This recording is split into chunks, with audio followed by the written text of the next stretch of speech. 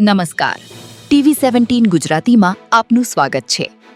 આજે આપણી આસપાસથી એક એવી સંવેદનહીન ખબર સામે આવી રહી છે જેને સાંભળીને કદાચ કોઈ પણ પથ્થરદિલ માણસની આંખમાં પણ આંસુ આવી જાય.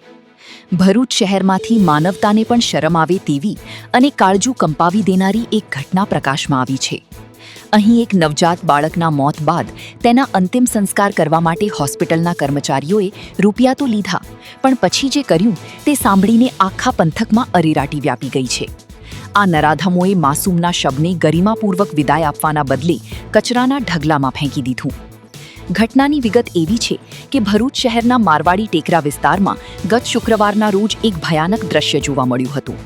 એક શ્વાનના મોઢામાં મૃત નવજાત બાળક હોવાની જાણ થતાં જ સમગ્ર પંથકમાં હોબાળો મચી ગયો હતો.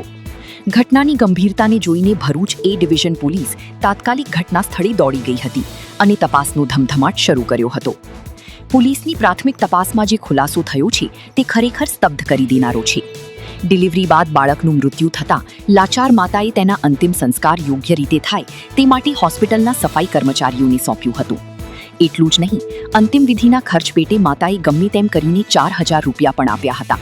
પરંતુ પૈસાની ભૂખ પાછળ અંધ બનેલા આ સફાઈ કર્મચારીઓએ તમામ હદો પાર કરી દીધી.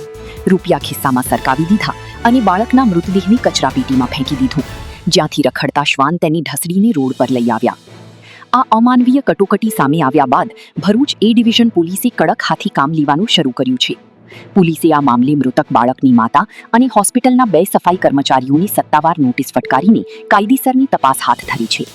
સવાલ એ થાય છે કે સરકારી કે ખાનગી હોસ્પિટલોમાં કામ કરતા આવા કર્મચારીઓમાં સંવેદના બિલકુલ મરી પરવારી છે. શું માત્ર 4,000 રૂપિયા માટે કોઈ આટલું નીચું પડી શકે?